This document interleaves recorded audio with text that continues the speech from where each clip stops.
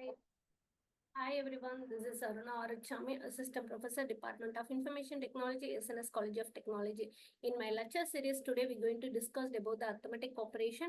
Under that, we're going to give introduction about how we're going to perform the ALU operation for both fixed point and the floating point introduction. That we're going to see it in this series, in this particular video. So first, before entering into the topic, first we're going to see the what are the arithmetic operation and logic operation is available. So totally the basic arithmetic operations are addition, multiplication, subtraction, and division. The logical operation is and or not. By using this basic logical operation, we can able to perform the all other remaining operation. And also we know that our number, either it can be in a binary or it can be a decimal number. We can able to represent these numbers by two ways. Either it is a fixed point, another one is a floating point. For example, fixed point is product of the cost of the product. That is a fixed price. Either it can be maximum retail price or the minimum retail price, but my cost is a fixed over there. So in this case and all, we are using a fixed point representation. The another thing is development time. The time of the development of each and every operation can be varied. So that is a floating point operations. So anyway, whatever the number, either we're going to perform arithmetic or a logical operation, we're going to represent it by these two ways. So what do you mean by ALU? ALU is a arithmetic and logical unit. By using this unit, we can able to perform a addition, subtraction, multiplication, division, as well as the logical operation. Who developed this one? By the Professor John von Neumann. He only proposed this concept in the year of 1945 while he is working in a EDVAC. EDVAC is nothing but the electronic discrete variable automatic computer. While developing an automatic computer or calculating the operations in the computer, during that period only, he introduced this particular unit in that process. So only we can call he is the father of the architecture. John von Neumann is the father of an architecture. So by using this thing, we can able to represent our circuit in two ways. One is a sequential circuit, another one is a combinational circuit.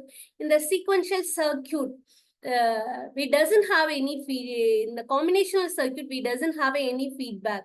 So it will have an input, it will perform an output.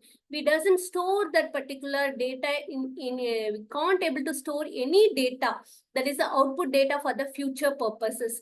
But in a sequential circuit, all our operations, that particular feedback, whatever the operation we are performing, that could be stored in a storage unit.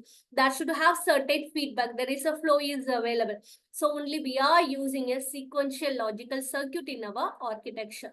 So as a typical value symbols, because our machine is only no zeros and ones, but our control unit will flow this particular of signals transmitted over that to identify what type of operation could be able to perform by the processor. So they are using these are the various control lines are available. Okay, this is a 1-bit ALU. So we can call this is a adder also we can able to call it as. It will have one AND gate and OR gate. Through that we can able to use this thing. This multiplexer can also be called it as the 1-bit ALU is also called it as a multiplexer. Why we can call this is a multiplexer means it will get the multiple input but it will produce only a one output. So these are the various operations of a logic gates we going to perform. Mostly we are using AND, OR and XOR gate. These are most frequently we are using. AND gate is both the thing is true, then output will be true. OR is if any output is true, it can present this thing. Here XOR gate is if different output it will produce 0. True, false values same input it will false 0 and different input it produce the true signal. Okay, mostly in our architecture, these are the basic logic gates you are using. AND is nothing but the multiplication dot operator we're going to use. OR is nothing but the plus operator. For XOR, we are using a circle. Inside, we are having a plus symbol. These are the symbol we're going to use it over here. So normally in our processor, if it is a 1-bit ALU, my processor is a 32-bit. So it will produce a 32-bit It will produce a 32-bit 1-bit ALU is present inside my processor. So that 1-bit ALU is nothing but our full adder. It will 2 half adder plus 1 OR gate. It will produce a 1 half adder. That particular half adder only we are using inside our architecture to perform all our logical and the arithmetic operations. See here, this is my full adder. So this is half adder. This is another half adder. While this join to this thing, you can get one full adder. It will have a sum. Sum is you are getting a 2 input. That output is again pass it to another XOR gate. The Cin is passing. So A XOR B XOR Cin. Here in a Cout signal, the output of first XOR gate is passing over here. The another one is Cin is passing over here. The another 2 input is A and B is UNDEred and means dot operator. This could be added. Why we are adding this thing is it can be added with the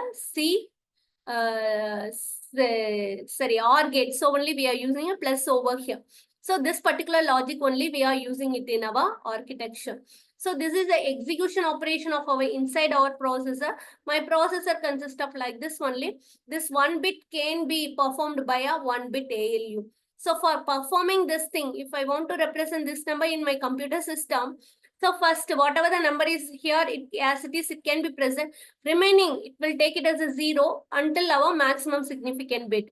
So always your data can be read from least significant bit to most significant bit. If I do the addition operation 0 plus 1, it is a 1 is a sum, the carry will be 0. So again, this carry out, it will be passed to carry in over here. So again, it will added 1 plus 0 is 1, 1 plus 1 is 0. Sum is 0, carry is 1. That will be passed over here. Again, if I added 1 plus 1, this 0 is sum, carry is 1. It is come over here. 1 plus 1, 10, 10 plus 1, 11, 1 is over here, carry is 1. So this is my extra bit over here. Why I am saying this is an extra bit? My storage is only 4 bit. So in this case, this is an extra bit over here. So in the extra bit, we can call it as a God bit. That particular God bit is also called as an overflow bit. In this case, either I can truncate the value or round off the value. Most of the time, we're going to truncate this value. So this is the how execution can be processed inside the processor. So this is a simple binary addition, what I have explained in the previous thing. So this is the how an addition can be taken place in our processor. So thank you for watching my video. In my next video, we're going to detailedly discuss about what is the addition and subtraction unit along with the algorithm.